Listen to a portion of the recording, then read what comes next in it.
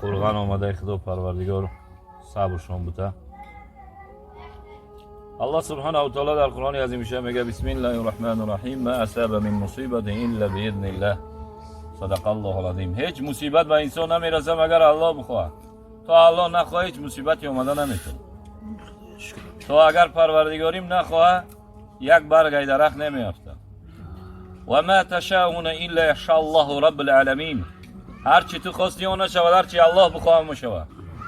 اگر تو صد احتیاط کی صد چکنه که پروردگاری وقتی که مصیبت از خداوند میپرسه که من برم همونجا، اون مصیبت که پرسید الله اجازت داد و دیگه هیچ که من کردن نمیتونه و هیچ که گرفته نمیتونه. بعضی سوال میکنن مولوی صاحب همین مصیبت گرفتار شدیم، ما زکات مال داده بودیم، ما 5 وقت نماز میخوندیم، ما الحمدلله یگان در تجارت من دروغ نبود، یگان تجارت ما یگان خلاف نبود، ما الحمدلله همش قانونی که بازار چکش میدادیم یا که ارندش میدادیم یا یتیم و مسکین و بیچاره می اومد میدادیم، ما کمک میکردیم. چرا مصیبت در ما گرفتار شدیم؟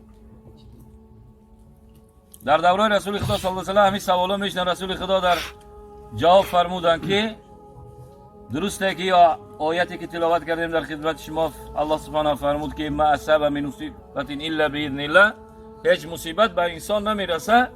یکی بود در یک جای دیگه الله سبحانه و تعالی میگه لن یصیبنا من مصیبت الا جزاء بما کسبت ایدیکم او کما خداوند تبارک و تعالی هرگز انسان در مصیبت نمیاره مگر اون انسان خودشون همین مصیبت به دست خودشون میکنه.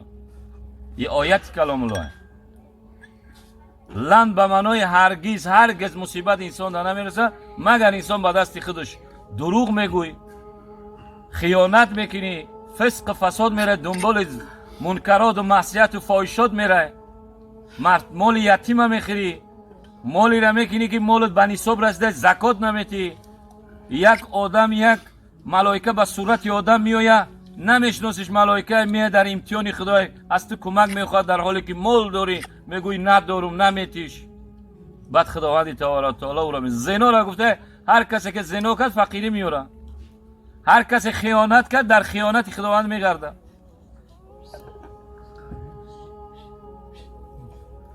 باز رسول خدا صلی الله علیه و سلم دوام آمدن گفتن که یا رسول الله مصیبت میشه. رسول خدا گفت زمانی میشه مصیبت هم که زمینجی میاد بلا مصیبت میاد انسان همه را قتل هم میکنه، همه را مال و ثروت میبرن. مادرمون حضرت عایشه رضی الله تعالی عنها گفتن یا رسول الله در مابین او قوم آدمایی هستن که متقیان، آدمایی هستن که متدینن، آدمای مصلح و محسنن، آدمی هستن که سرش سجده بردارگی 5 وقت نماز با جماعت میخونه، شب زنده داره، ماهش قد روزه داره. او چرا در این مصیبت گرفتار میشود؟ الله سبحانه و تعالی گفت که مصیبت مثل مانند یک دریای آب یا زمین جمی که همین خیلی آمد همه را میشوه میروه. در او حالت خیلی آدما در همون مصیبت میافتن میشوهشون میبرنشون، نه که فردا روز قیامت کشید او از درون میخیزن به اسم شهید و به اسم ثواب درجهشون جنت میرون. او آدمایی که در فسق فساد مشکلات به خاطر او بلا اومدگه او مستقیم جهنم میرون. انشالله پروردگاریم او انسانایی که در مابین یا هستن در بازار آدمای راست میگن متقیش بسیاره. من بسیار قاری بچه‌ها بسیار آدمای اهل علم میدونم تجارت میکنن دکان دارن، آدمایی هستن که اصلا او با منکرات و معصیت نزدیک نمیشوند. بچه‌ای را میدونم در بازار که فقط روز دوشنبه پنجشنبه روزه دارن، یک گروهی هستن که جایی در جنازه میشوه ماشین قدیخچون او جنازه شناس نیست میروند دعا میکنن. به خاطر حدیث پیغمبر که رسول خدا گفت اگر شما در جنازه مومن شرکت کردین، یا زن مومنه یا زن مرد مومن، اگر او انسان جنتی بود خاطر همون جنازه خدای تعالی را جنت میبره، گناهات مغفرت کرده میشوه. همین حدیث گفته آدمای مخلص محسن بسیارن. نتیجه سوال میشه چرا او در این مصیبت گرفتار شدن؟ اولش که حدیث مبارک رسول پاک صلی الله علیه و سلم که فرمودن احب بلاد عند الله مساجدها، بهترین مکان، بهترین شهر، بهترین جایگاه مسجد ها هستند. ابغض بلاد عند الله افسقها، بهترین جاها بازار ها هستند. چرا؟ مسجد مکانی بهش گفت، تیکه بهش گفت. هر وقتی که در مکان مسجدی سجده کردیم فردا روز قیامت و تیکه بهش گواهی میده که همین فلانی در اینجا نماز خوند. چرا نماز فرض میخونیم بعد متفرق میشیم سنت رو هر جدا میخونیم؟ چرا که هر یک جاش به فردا روز قیامت گواهی میده که همین فلانی در اینجا سجده کرد، هر یک تیکه بهش. نکی جای بد و فسق فساد و منکرات و معصیت و بل همه دروغ و بازاره. در بازار هر خیلی آدم ها یافته می شود. و در گلستان سعدی میاده میگه شیخ میگه با چراغ گردی بازار که میگفت آرزویم انسان است، آرزویم. میگفت شیخ میگیره یک چراغ گردی بازار میره روز ده، میگه آرزویم انسانه که من در همین بازار انسان بینم، آدم متدین بینم. گفتن این شیخ دیوانه شده که مریداش اومدن شیخ چه میگین در روز چراغ قطعی خیلی کده دور این بازار ده میگردی؟ و شیخ گفت که این آدمو شیخ گفتن این آدمو گفته که او پیرته شیخته کبرا بینو دیوانه شده که چیکار در دور این بازار چراغ میگیره میگرده. میگه وقتی او مریدش اومد گفت که حضرت بیا بریم که مردم خندیده سنی آدمو هر گپ گفته سن. گفت کو آدمو؟ گفت چراغ اگر خیلی کده. گفت کو آدمو دور این بازار ده پری آدمای؟ گفت کو آدمو؟ ببینم یو همش آدمن. گفت این که میبینی آدمن نیستن، آدم در غلاف ای آدمن. ایو را میبینی آدم نیستن. گفت چه خیلی انسانن ایو که در رمضان گفت قیمت میکنن. چه خیلی آدمن گفت که ایو دروغ میگن، زن و مردک مخلوطن در یک جوش شدگن، خیلی بد کدیسن. در دورین بازار غری میکنن، در دورین بازار دزدی میکنن. گفت یا چه خیلی آدمن. گفت این که میبینی آدمن نیستن آدم، اینها در غلافی آدمن. آدمی را آدمیت لازم است، عود را گربو نباشد هیزم است. گو آدم باید مسلمان همین خیامت که بگن پیاله 5 سمه، بگه بله 5 سمه میره 3 سم گرفتم 2 سم یا 1 سمه میره بالاش دموندم فروخته سم. نخواه یک چیزی 5 سمه را 15 سم فروشی 20 سم فروشی. پروردگاریم هر کارش به حکمت نیست، میدونه چی کار کنه. در جای دیگه الله سبحانه و تعالی میگه من یگان قوم زندگیش تغییر نمیتونم مگر او قوم زندگی خودش تغییر بده. دروغ گفتی، خیانت کردی، زنا کردی، نون همین دولت هم میخورن، نون همین مملکت هم میخورن، نون همین مردم هم میخورن، در همین جامعه زندگی میکنن، همینجا خیانت میکنن. این الله خبیر بما تعملون. همین محل در نان خوردی زن و دختر همین محل تدا پهپت میشه، ینگت میشه، درست نیست دیگه. اولا با چشمی بعد نگاه کردی در مغازین همین مردک باورت کرده مون داید بورا دو داید تو همینجا فروشنده دیگه ارباب بود میشه. همون اویلک تا 1000 سوم کرده، همون 1000 سوم بگی درست نیست، 1 سومش خیانت کنی. بسیار آدمو میگن که بسیار کارهای فسق فساد هم میگیم. زنکایی که بار میگیرن میروان بعد هم بار این مردکا آب میتنی در دورین بازار قیمت چون میگیرن، دخترها نمیتونن اون زنکا ضعیفن میبرن در دیگه جواب میفروشن، نمیتونن فروخته میوین میگه خیلی قشمون نتونیست قیمت دقیقه گفتن ایسو همواره بس فسق فساد میکشن. خانه یافتی باید یک کاری حرام انجام بدی که ما پولا ببخشون. این الله خبیر بما یصنعون. خداوند از کارهای ما به خبره. خدای تعالی هر کاری میکنی میدونه که چی کار میکنی. تو در دلی هر من اگر کینه و کبر و غرور ذره گندم باشه او را اول داخل جنت نمیره. او را خدای تعالی میدونه که تو بخیلی، تو حسد کردی با آدم. یک کس عزت داد، یک کس آبرو داد، یک کس مال داد، تو برو کینه و کبر میکنی. بوی با او نماز و روزت نشه. نگو که من نماز خونم، بوی جنت نمیبینی. اینقدر مردم کینه و گیر شدن، اینقدر غرور پیدا کردن، همسایه‌اش بوی میشه تلخش میکفه. فلانی سوی ماشین میشه، آدمای پیش ماشاءالله میگفتن خدا مال تایید زیاد کنه.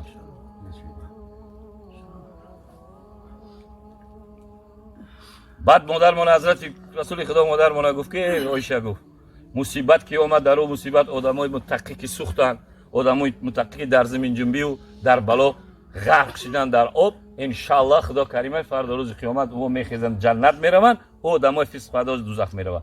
امروز هم این مصیبتی که امروز برادرها در بازار دیدن خدا صبرشون بده، خدا مشکلاشون آسان کنه. شوخی نیست، جان دادن و مال دادن برابره. بعضی آدما 10 سوم تا گم میکنی در کیسه دم میدونی در کیسه در گم دلت میزنه که چو میکنی شوخی $100,000 و $100,000 سامانش بسوزه. گریه دمانده میگه ما چی خطا کردم، ما چیکار کردیم، ما زکات چه پرداخت کردیم، ما چه پروردگار، ما چرا این مصیبت دزدم. سوال بسیار میشه و ما در جواب چی میگیم؟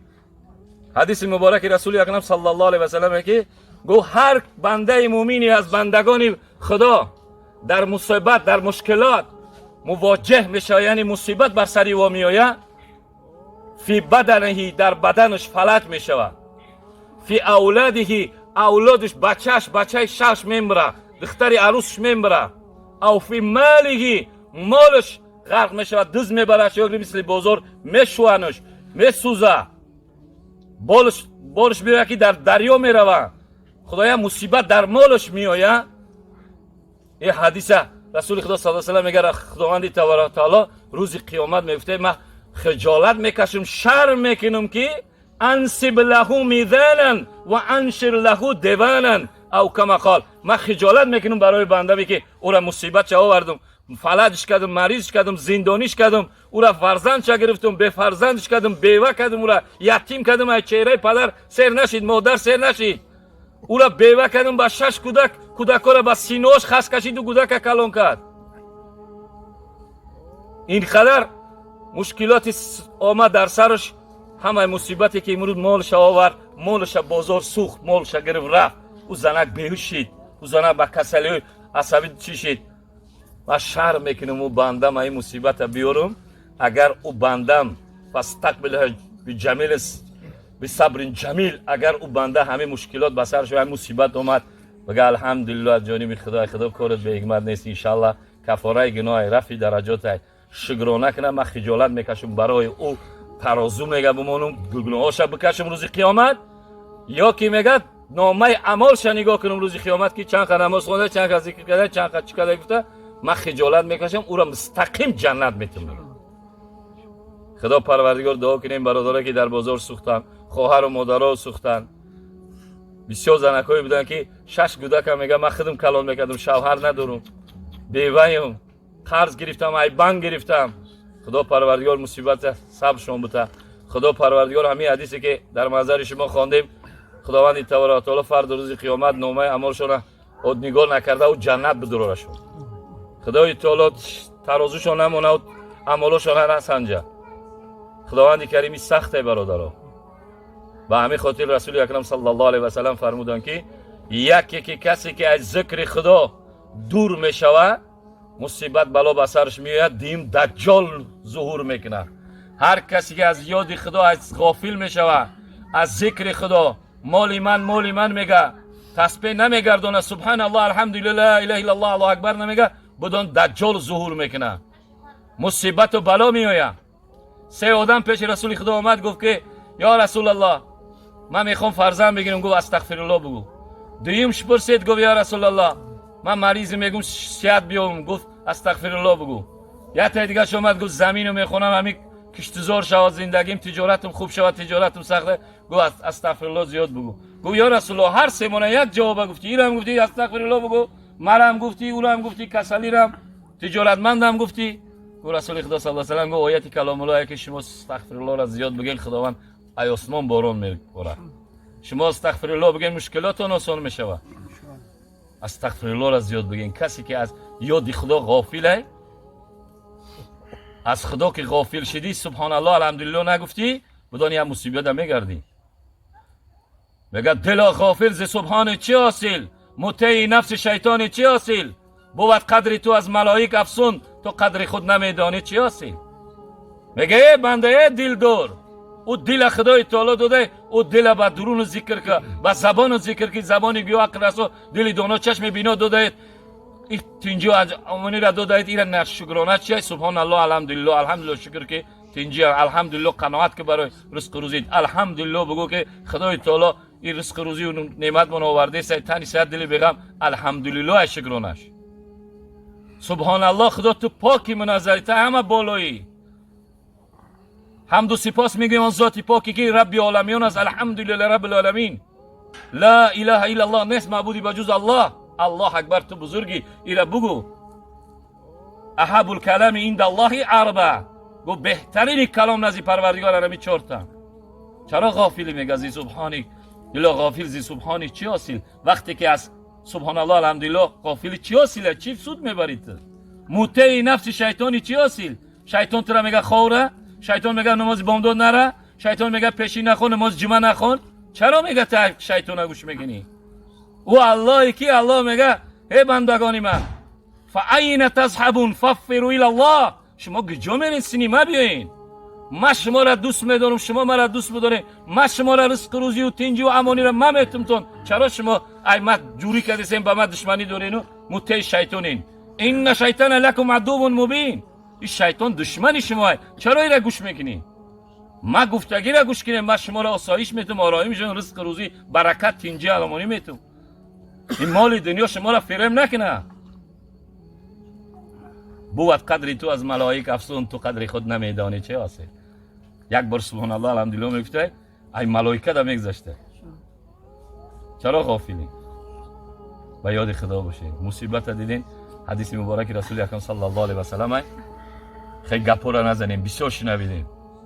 ای حرام خورده‌سان، ای طریقه ده‌سان در رمضان قیمت کردن، در بزرگ ایده چیزا 15 سوم کردن یا بنانا را 15 سوم کردن، سه تا چرا 3 و 50 سوم کردن، کیلوی گوشت ای قشید مردم زقیدن خیلی گپا نزنید. خدا نشان شده نه. الله سبحانه و تعالی با در حدیث میگه که دوستاش به مصیبت میاره. 2 تا دختر رسول خدا را سر دادن، رسول خدا را سر کردن، حضرت یوسف زندان کردن، حضرت ایوب مریض شد، زکریا و یحیی را در درون درخت موندن بریدن. بسیار انبیا و اولیاء و دوستای خدا در مصیبت و مشکلات شدن. چی ولا خدا زده کی؟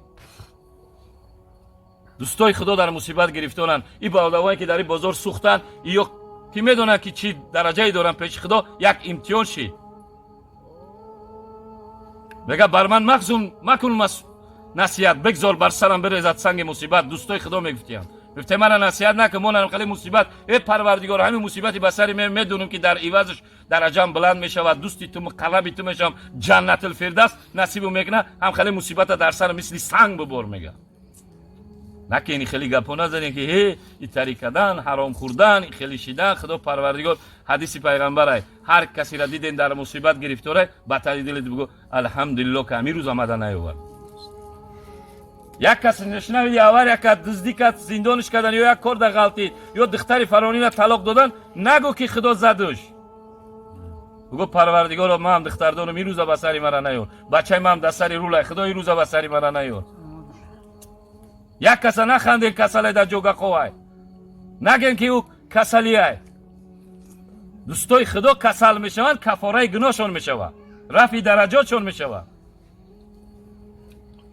این برادرایی که در این مصیبت گرفتار شدن انشاءالله اجر و پاداشن با خداوند تبارک و تعالی. کدامش شکرانه کرد الحمدلله، گفت مال شهید زیاد میکنه. خدا پروردگار دعا کنیم صبرشون بده. خدای تعالی پروردگار مالشون با اجازه زیادشون کنه. خدای تعالی برادرایی که مریض شدن و مادرای خواهرایی که میگه خیلی مریض شدن، خدای تعالی پروردگار شفاشون بده و پروردگار از جانب تو کریمی، پروردگار خزانه تو اگر میلیارد بتی آدم رو یک قطره کم نمیشه. خدای تعالی با نصیبشون بگردون. یا رحمان یا رحیم برحمتک.